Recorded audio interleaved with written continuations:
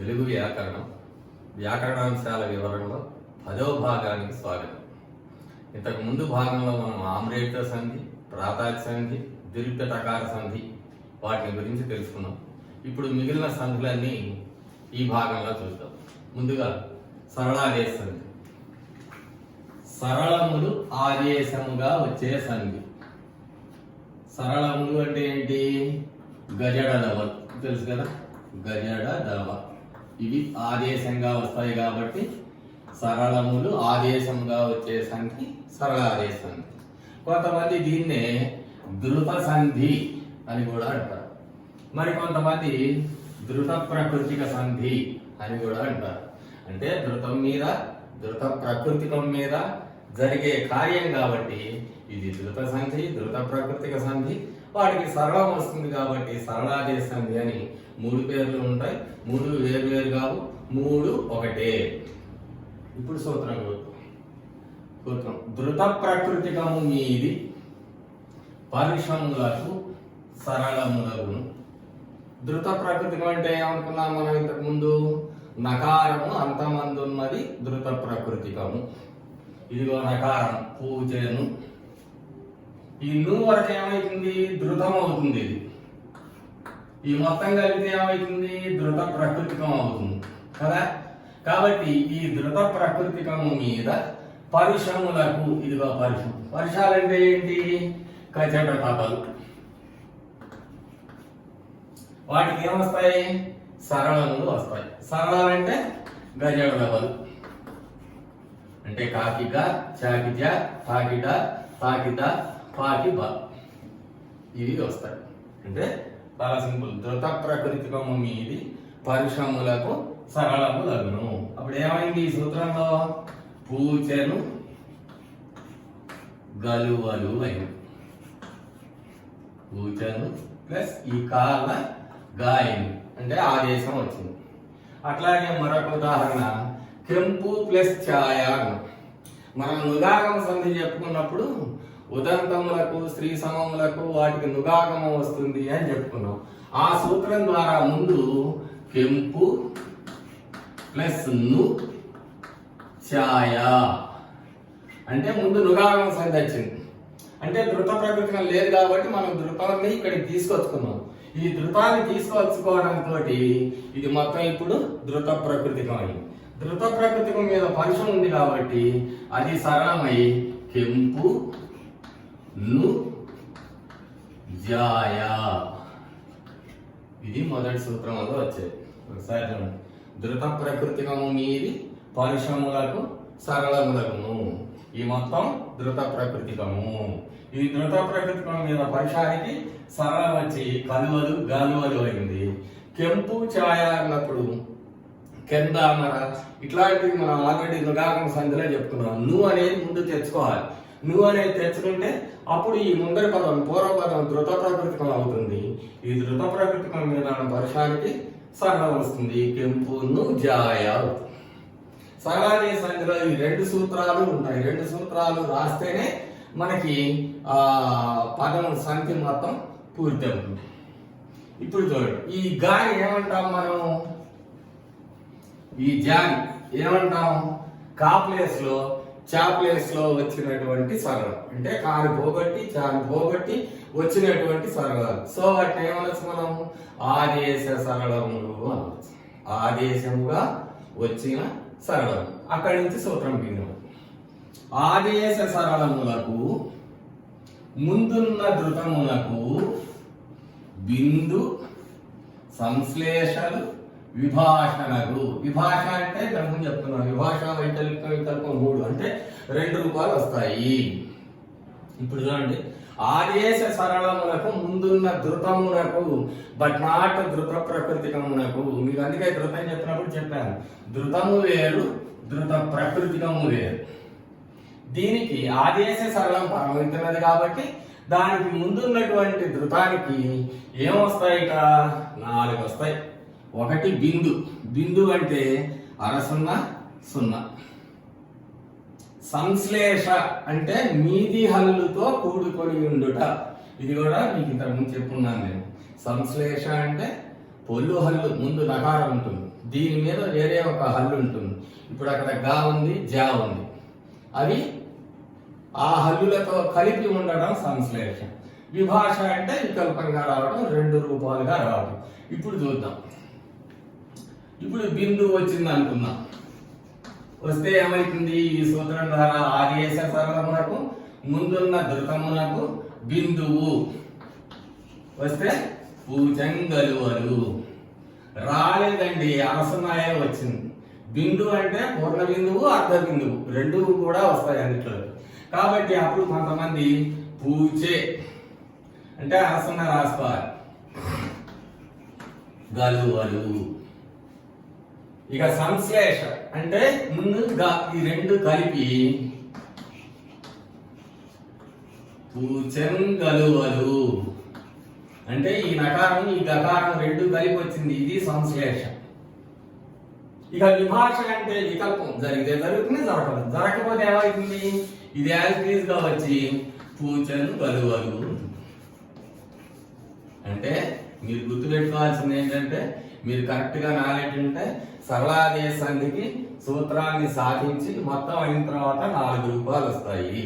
ఒక బిందువు, ఒక అర్ధ బిందువు, ఒక సంశ్లేష మీది హల్లుతో కూడుకొని ఉండుట, ఏమి రాకపోతే యాజ్ గా ఉండటం. ఇవి 4 రూపాలు వస్తాయి. ఇది లోప, పూర్ణ, బిందు, సంశ్లేషలు, విభాషణలు. అట్లాగే ఇది చూద్దాం.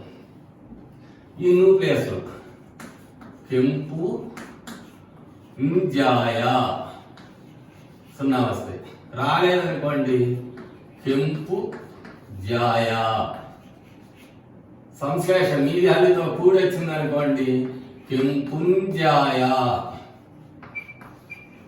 ఏమి రాలేదనుకోండి ఇట్లాగే ఉంటుంది, కెంపును జాయ. అది అవసరాన్ని బట్టి ఏది కావాలంటే అది వాడుకుంటూ ఉండవచ్చు. ఇట్లాగే కెందామర.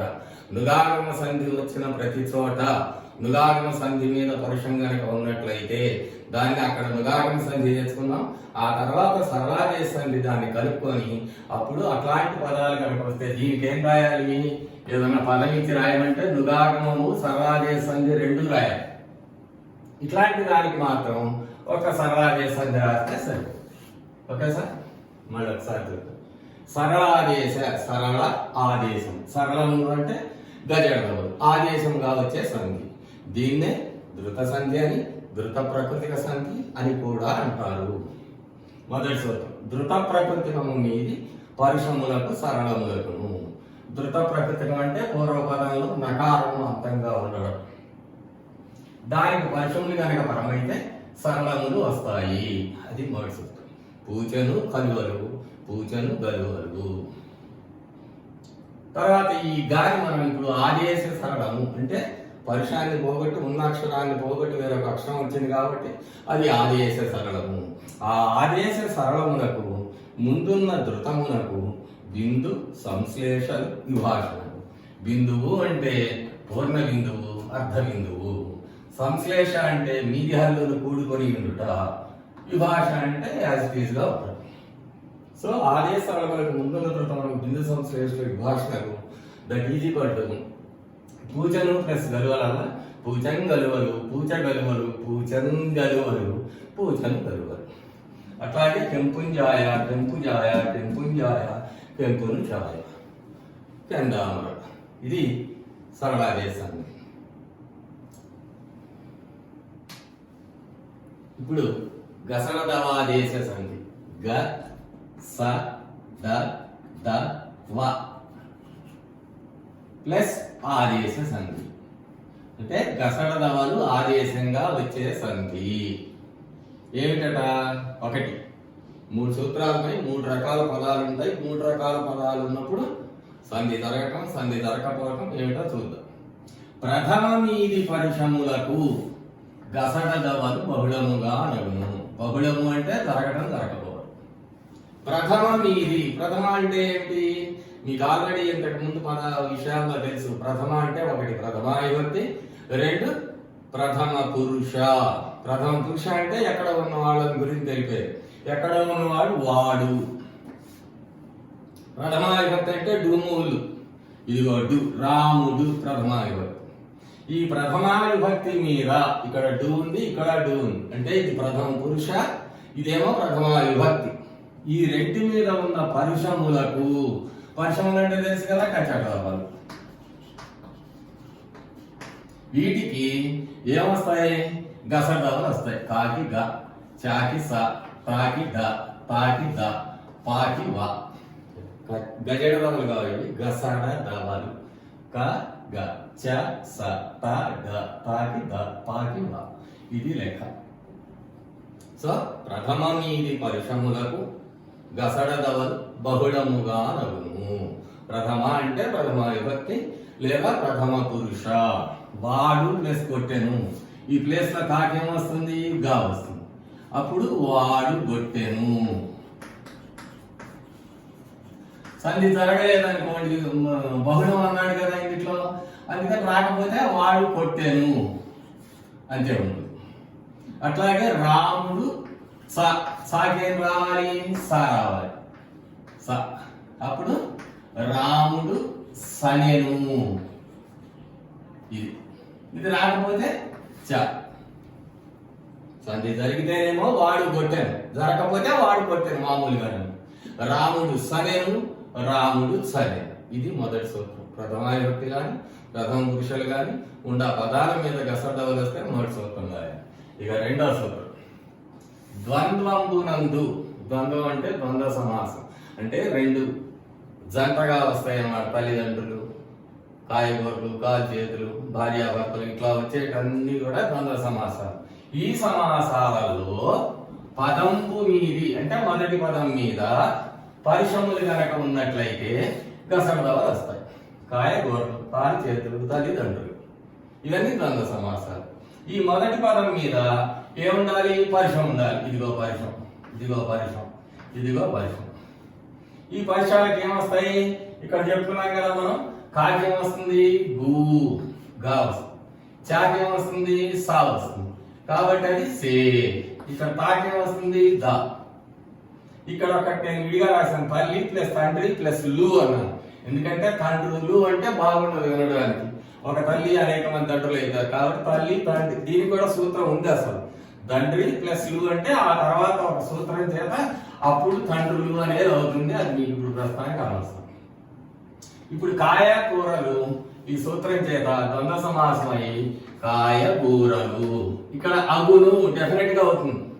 కాయ కూరలు, కాలు చేతులు, తల్లి తండ్రి లు అని ఇట్లా మాట్లాడము. కాబట్టి ఇక్కడ డెఫినెట్ గా ఇందాకేమో విభాష జరగవచ్చు, జరగకపోవచ్చు. కానీ ఇక్కడ మాత్రం డెఫినెట్ గా జరిగి తీరవలసిందే. సో కాయగూరలు, కాలి చేతులు. అప్పుడు విడదీసిన తర్వాత మీరు ఎప్పుడైనా సరే తల్లిదండ్రులు కనుక వస్తే తల్లి ప్లస్ తండ్రి ప్లస్ లు అని గసడాదేశం అని రాసి ఆ తర్వాత కలిపినప్పుడు మాత్రమే తల్లిదండ్రులు అని రాయండి. ఈ లు అనేది బహువచనం. లు ఎక్కడ వచ్చినా కానీ, అంటే కొన్ని చోట్ల ఒక్కొక్క చోట పదంలో లు వస్తే కూడా బహువచనం అనుకోవద్దు. లు అనేది జనరల్ గా బహువచనం. అంటే ఈ తల్లికి తండ్రికి ఇద్దరికి కలిపి వాడబడినటువంటి బహువచనం ఇది. అదే అన్నమాట. ఓకే. ద్వంద్వమునందు పదంబు మీది పరిశ్రమలకు గసడదవలగును. ద్వంద్వం అంటే ద్వంద్వ సమాసం. ఆ మొదటి పదం మీద పరుషాలు కనుక ఉన్నట్లయితే ఆ పరిశ్రమలకు కాకిగా, చాకు స, తాకుడ, తాకుద, పాకువ. అలాగా కాయగూరలు, కాలు చేతులు, తల్లిదండ్రులు. ఇక రాని సూత్రం ఒకటి ఉంది. తెలుగుల మీది సాంస్కృతిక పరిశ్రమలకు. సాంస్కృతిక పరుషాలు అంటే ఏంటి? సంస్కృత పదాలు అనుకున్నాం మన సార్వత్రిక సంధి అని చెప్పుకునేటప్పుడు. ఆ సంస్కృత పదాలు కనుక ఉన్నట్లయితే, వాటి మీద పరుషములు కనుక ఉన్నట్లయితే వాటికి గసడదవలు రావు. ఇప్పుడు ఉదాహరణకి వాడు తీసుకున్నాం. వాడు ఏమనుకున్నా, ఇక్కడ ఉదాహరణ చెప్పుకున్నాం, ప్రథమ విభక్తి, ప్రథమ పురుష. ఇది మరి ఇదే కదా. దీని మీద చా ఉంది, పరుషం ఉంది. మరి గసడదవలు కావాలి కదా. వాడు సకరపాణి అని కావాలి. లెక్క ప్రకారం పై సూత్రం ఒకటో సూత్రం ప్రకారం కావాలి. ఎందుకని? ఇది లింక్ దానికి.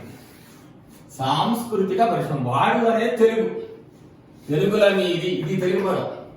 ఇదే చక్రపాణి అనేది సంస్కృత పదం. అంటే ఒక తెలుగు సంస్కృతం మిక్స్ చేయకూడదు. ఇక్కడ మిక్స్ చేసినట్లయితే అలా ఉన్న సాంస్కృతిక పరిశ్రమలకు చ స రాదు. ఎవరిని అడిగితే ఈ సూత్రం ప్రకారం మరి ఇది కావాలి కదండి, ఇది ప్రథమ పురుషే కదా, ప్రథమం ఇక్కడ ఈ సూత్రం ప్రకారం ప్రథమ మీద పరిశ్రమలకు ఇది ఒక పరిశ్రమ ఉంది కదా, గసడాలు రావాలి కదా, వాడి సకరపాణి కావాలి కదా అని అంటే అప్పుడు మీరు ఈ సూత్రం చెప్పాలి. అయ్యా తెలుగులో మీది సాంస్కృతిక పరిశ్రమలకు గసడదవలు రావు, డెఫినెట్ గా రావు, అంతే. వస్తాయి రావు ఇట్లా ఏం లేదు, ఇక డెఫినెట్ గా రావు. కాబట్టి వాడు ప్లస్ సక్రపాణి కాదు, వాడి చక్రపాణి అలాగే ఉంటుంది. ఇవి గసడాదేశానికి 3 సూత్రాలు. ఒకటి గసడదవలు ఆదేశంగా వచ్చేది గసడదవాదేశం. ప్రథమం ఈ పరిశ్రమలో గసడదవలు బహుళముగా అనగును. ప్రథమ విభక్తి గాని ప్రథమ పురుష గాని ఈ రెండు. ప్రథమ పురుష అంటే ఎక్కడ ఉన్నాడు వాడు, ప్రథమ విభక్తి. వీటి మీద ఉన్న పరిశ్రమలకు ఇదిగో కా ఇదిగో చ. వీటికి గసడదవలు వచ్చి వాడి గొట్టెను రాముడు సనిను. రెండో ద్వంద్వమునందు పదంబు మీది పరిశ్రమలకు గసడదవలు బహుళముగా అనగును. గసడదవలు అగును. ద్వంద్వం ద్వంద్వ సమాసం. ద్వంద్వ సమాసంలో గనక ఆ రెండవ పదం మొదట్లో గనక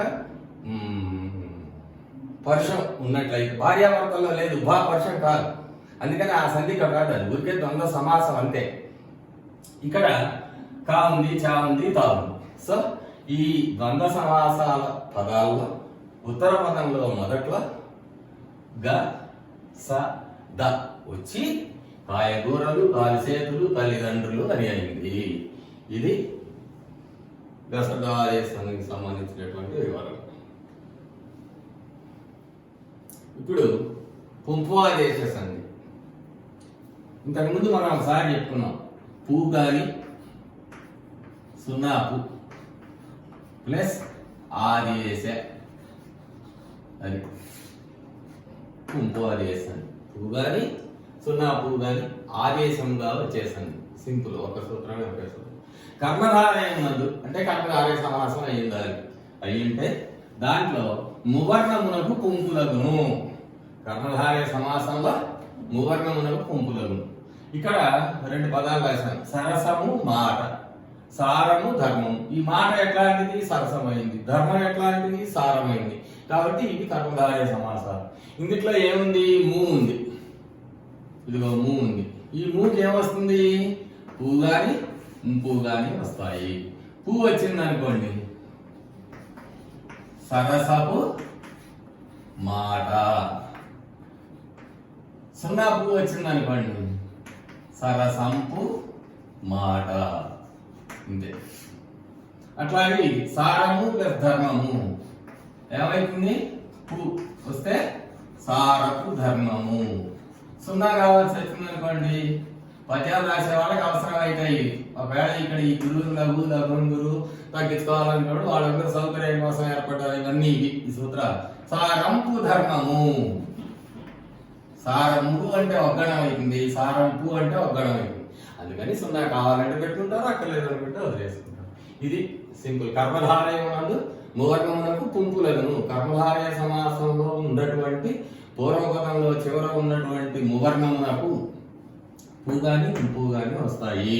పు ఇంపు లగును. సరసము మాట, సరసపు మాట. సున్నా వస్తే సరసంపు మాట. సారము ధర్మము, సారపు ధర్మము, సారంపు ధర్మము. ఇది పుంపు ఆదేశ సంధి. పు ఇంపు ఆదేశములుగా వచ్చే సంధి. తర్వాత లులనాల సంధి చూద్దాం. లు లా నా, ఈ లా వేరే, లా అన్నిట్లో కాదు, ఇక్కడ వచ్చేది మనకు 3. ఇది బహువచనంగా చెప్పుకున్నట్టుగా లు అనేది బహువచనం కాబట్టి ఇక్కడ లు లా నా అనే అక్షరాల సంధి అని అర్థం. దాన్ని మనం సింప్లిఫైగా లులనాల సంధి అన్నాం. లులనాలు పరమైతే ఏమొస్తాయట, మువర్ణమునకు లోపంబును 1, తత్పూర్వస్వరమునకు దీర్ఘమును విభాషణగును. అంటే ఈ సూత్రంలో 2 క్రియలు జరుగుతాయి. ఒకటి లు, ఇదిగో లు, ఇదిగో లా, ఇదిగో నా పరమైతన. లూలానాలు పరమైనప్పుడు, పరమైన అంటే పరపదంలో మొదట్లో ఉంటాయి. అంటే మువర్ణమునకు లోపము. ముందర ఏముంది, మూ ఉంది. వజ్రము, గ్రంథము, గ్రంథము ఇవి పోతాయి. ఏమైతే అవి పోతాయి. అంటే అప్పుడు ఏమైతుంది? వజ్ర ప్లస్ లు అయింది. ఇక్కడ దెంద ప్లస్ లా అయింది. మూవ్ అయిన తర్వాత గ్రంథ ప్లస్ నన్ను అయింది. ఏది? దీని వలన భూవర్ణమునకు లోపం. తర్వాత ఏముంది? తత్ పూర్వ స్వరమునకు. తత్ ఆ అంటే ఈ మిగిలిన పదం ఏదైతే ఉందో దానికి పూర్వస్వరం అంటే ఈ మూకి ముందున్నటువంటి అచ్చు. ఇక్కడ ఏముంది? ఆ ఉంది. జీరు ఆ. అట్లాగే ఇక్కడ కూడా ఆ ఉంది. ధ ఆ ఉంది. అంటే ఈ మూ లోపించినప్పుడు దానికి ముందున్నటువంటి తత్ అంటే ఆ వర్ణానికి పూర్వ ముందున్నటువంటి స్వరమునకు అచ్చుకు ఏమొస్తుందట? దీర్ఘం వస్తుంది. అప్పుడు దీర్ఘం వచ్చింది. అయితే ఏమైంది? వజ్రాలు, దెందాల, గ్రంథానం అట్లా. హృదయము నన్, హృదయాన ఉంటాయి కదా. హృదయము నన్ మూలోపించింది. హృదయ నన్ పూర్వస్వరానికి దీర్ఘం వచ్చింది. హృదయానన్. అట్లాగే వజ్రాలు, భయాలు, భయము ప్లస్లు, భయాలు, జనము ప్లస్లు, జనాలు. ఎట్లా అయిందండి? జనాలు కడిమంటే జనము ప్లస్లు మూవర్ణం లోపిస్తుంది. దానికి మూవర్ణానికి ముందున్నటువంటి నాకి దీర్ఘం వచ్చి జనము, జన ప్లస్లు, జనాలు. అది లు లా నాలు పరమైతే మూవర్ణమునకు లోపమును తత్పూర్వస్వరమునకు దీర్ఘమును విభాషణమును. విభాష ఇక్కడ మన ఇదో గణ్యం పెట్టాడు. విభాష అంటే ఏమనుకున్నాం? సంధి జరుగుతుంది, జరగకపోతుంది. జరగలేదు అనుకోండి యాస్ తీసుకుంటుంది. వజ్రములు, గ్రంథముల, గ్రంథముల. ఇది రైటే, అది రైట్. సంధి జరిగితే జనాలు, జరగకపోతే జనములు. No problem. అట్లా అన్నమాట. మూతో యాస్టీగా మనం విడదీసినప్పుడు ఎట్లా ఉంటుందో అట్లాగే ఉంటుంది. విభాష అన్నాడు కనుక ఒకసారి జరుగుతుంది, జరగకపోయినా తప్పేం లేదు. జరగకపోతేనేమో వజ్రములు, జరిగితేనేమో వజ్రాలు, జరిగితేనేమో డెందాల, జరగకపోతే డెందముల. అట్లాగే జనములు, జనాలు. ఓకే, ఇది లులానాల సంధి. తర్వాత పట్వాది సంధి. ఇప్పుడు ఇక్కడ 2-3 సందులకి 2-3 రకాల పేర్లు ఒక్కొక్కడు వాళ్ళ ఇష్టం వచ్చినట్టుగా పెట్టుకుంటున్నారు ఈ జనాలు. పడు ఆది, పడు ప్లస్ ఆది, పడ్వాది. ఏ సంధి? ఊకే అసవర్ణమైన అసవర్ణమైంది జనాలు చేశాను. పడ్వాదులు, పడు మొదలైనవి. పడ్వాది అంటే పడు ప్లస్ ఆదులు, పడ్వాదులు. ఏమిటవి? పడు, పడు, పాటు, పెట్టు, వెరచు. ఇవి పడ్వాదులు. ఏమండి?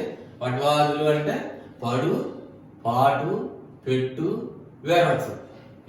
దీన్ని కొంతమంది మువర్ణ లోపసంధి అని కూడా అంటున్నారు. తర్వాత చూద్దాం. పడ్వాదులు పరమైతే ఏమొస్తుందట? మువర్ణమునకు లోప పూర్ణ బిందువులు విభాషణకు. మళ్ళా 2 రూపాయలు వస్తాయి. విభాష కనుక సూత్రంలో ఉన్నట్టయితే 2 రూపాయలు వస్తాయి. ఒకటే గుర్తు మీకు. ఇప్పుడు పడ్వాదులు, పడు మొదలైనటువంటి పరమైతే ఏమొస్తాయి? మువర్ణమున బిందువు. ఈ మూకి లోప పూర్ణ బిందువులు. ఒకటి లోపం వస్తుంది. పూర్ణ బిందువు అంటే ఇందా చెప్తున్నాం 0, అర 0 ఇవి వస్తాయి. ఇది లేకుండా అది వస్తుంది. ఇది అర్ధ బిందువు వస్తే 3వ రూపం, ఇది 4వ రూపం. అంటే దీనికి కూడా ఈ పదాన్ని మనం కలిపితే 4 రూపాయలు వస్తాయి. ఇక్కడ మూ మీద సంధి, మూ లోపిస్తున్నది ఇక్కడ కాబట్టి మువర్ణ లోప సంధి అని కొంతమంది. నేను ఇంతకు ముందు మీకు ఆమ్లెట్స్ అని చెప్పినప్పుడు చెప్పాను. కడ ప్లస్ కడ. ఆమ్లేటం పరంబగినప్పుడు కడాదుల తెలియచ్చు మీది వర్ణమునకెళ్ళాలంత తిరుత్త రకారంభవు అని ఈ ప్లేస్ లో కట్ట కడ అని చెప్పాను. ఏమొచ్చింది ఇక్కడ? దిరుక్తమైనటువంటి టకారం వచ్చింది. దిరుక్త టకారం వచ్చింది కాబట్టి కొంతమంది దిరుక్త టకార సంధిలో చెప్తున్నారు. కానీ ఇది కరెక్ట్ కాదు. ఎందుకంటే కడ ఆమ్లెట్గా ఉంది, అక్కడ ఆమ్లెట్ పరమైతున్నది కాబట్టి అది ఆమ్లెట్ సంధిలోనే చెప్పుకోవాలి. మనం ఆమ్లెట్ సంధిలోనే చెప్పుకున్నాం. ఇక్కడ ఒక జనబాహుళ్యంలో ఇట్లా 2 రకాలు ఉన్నాయి కాబట్టి ఇక్కడ 2 చెప్తున్నాను. మువర్ణ లోప సంఘటన, పట్వాది సంఘటన ఒకటే. పట్వాదులు పరమైతాయి కాబట్టి పట్వాది సంఘటన, మువర్ణం లోపిస్తుంది కాబట్టి మువర్ణం లోపిస్తుంది. మరి ఇంతకు ముందు లోకాల సంధిలో కూడా మనం మువర్ణం లోపించింది, మరి అక్కడ చెప్పుకోలేదు. అక్కడ దాన్ని మువర్ణ లోప సంధి అని అనుకోలేదు, దీన్ని అంటున్నారు. సరే, ఇప్పుడు చూద్దాం. పడ్వాదులు, పడు మొదలైనటువంటివి, పడు, పాటు, పెట్టు, ఎరసు, ఇవన్నీ కూడా పడ్వాదులు. ఇవి కనుక పరమైతే మువర్ణమునకు లోపపూర్ణ బిందువులు విభాషణకు. ఒకటి సుఖము పడు, ఏమైతుంది? ఇది లోపం వచ్చింది అనుకున్నాం. ఒకటో సుఖ పడు అంటే లోపించింది, దీనికి ఏం తేడా లేదు, పోవాల్సిందే. రెండోది అరసున్నా వచ్చింది అనుకున్నాం, సుఖ పడు. మూడోది పూర్ణ బిందువు వచ్చింది అనుకున్నాం, సుఖం పడు. ఏమి రాలేదనుకున్నాం, సుఖము పడు. ఏమండి? సుఖము పడు, సుఖపడు, సుఖం పడు, సుఖం పడు, అరసున్నా. లేకపోతే సుఖము పడు. అట్లాగే ఇది కలవరము పెట్టు, లోపించింది, కలవర పెట్టు, కలవరం పెట్టు, కలవర సున్నా పెట్టు, లేదు కలవరము పెట్టు, అది కూడా తెలుసుకోవచ్చు. నెక్స్ట్ తత్తరము పాటు, తత్తర పోయింది, తత్తర పాటు లోపిస్తే, లోపించలేదు సారీ అరసున్నా వచ్చింది, తత్తర పాటు. సున్నా వచ్చింది, పూర్ణ బిందువు వచ్చింది, తత్తరం పాటు. ఏమి రాలేదు, యాజ్ ఉంది, విభాష రూపం, తత్తరం పాటు. ఇది పెద్దగా వాడతలేదు, ఆ మూడితోనే ఒకటి వాడుకుంటున్నారు. తత్తర పాటు, తత్తరం పాటు, పడు, పెట్టు, పాటు చెప్పాను మీకు. ఏమండి? ఇవి పటవాదులు, పడు, పాటు, పెట్టు, వెరతు మొదలైనవి పరమయ్యేటప్పుడు మువర్ణమునకు లోపము లోపించింది. లోపించి లోపము కానీ లోపం వచ్చి పూర్ణ బిందువులు, లోపం వస్తే ఒక రూపం. పూర్ణ బిందువులు అంటే అరసున్నా సున్నా, ఆ బిందువులు కనుక వస్తే, విభాషగా వస్తే ఇది. సో పద్వాది పరమైతే మువర్ణమును పూర్ణ బిందువులు విభాషణను.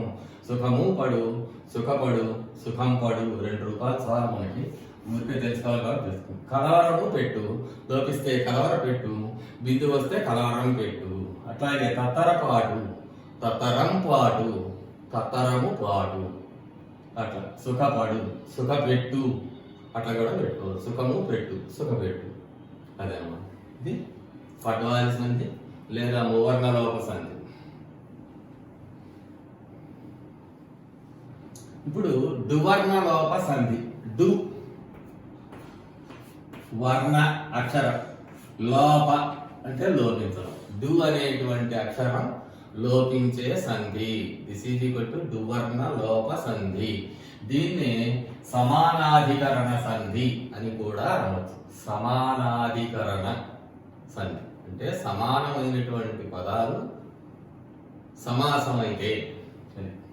ఇక్కడ సమానాధికరణం వగు ఉత్తర పదము పరముతో, అంటే ఉత్తర పదం అంటే రెండవ పదం, ఒక సమాసంలో రెండవ పదం ఉత్తర పదం. ఈ ఉత్తర పదం పరమయ్యేటప్పుడు ఏమైతాయి?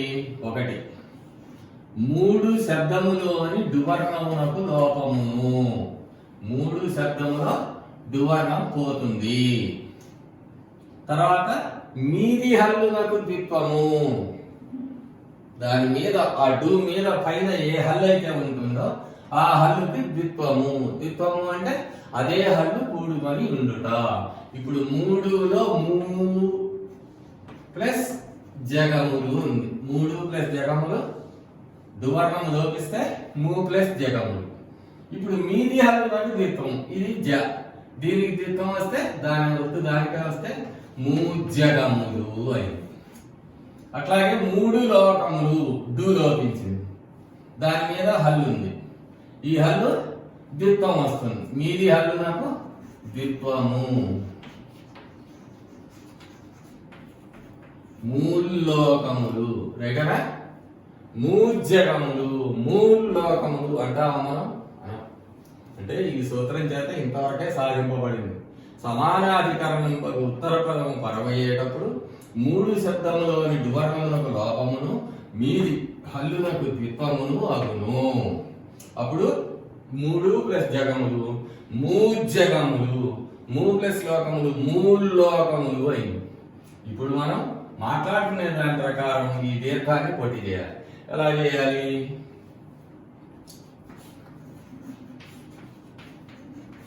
త్రిక సంఖ్యలో మూడవ సూత్రం చెప్తున్నాం. ఏంటది? దిరుత్తం బగు హల్లు పరమగునప్పుడు, ఇదిగో దిరుత్తమైన హల్లు పరమైతున్నది. ఆచ్చికం బగు దీర్ఘమునకు హ్రస్వమగును. ఆ సూత్రం చేత, ఆ సూత్రాన్ని కూడా దీనికి తెచ్చి అటాచ్ చేసుకోవాలి. దువర్ణలోక సంఖ్య మూ అనేది మూ కావాలి. అప్పుడు మాత్రమే మూ పొట్టిదై ముజ్జగములు. ఇది మూ పొట్టిదై అంటే హ్రస్వమై ముల్లోకములు అవుతుంది. లేకపోతే సమానాధికరణ సంధి వరకు మాత్రమే చెప్తే మూర్జగములు అని మాత్రమే ఉంటుంది, మూల్లోకములు అని మాత్రమే ఉంటుంది. ఇట్లాగే 3 + 6 ముమ్మారు, 3 + కంటి ముక్కంటి.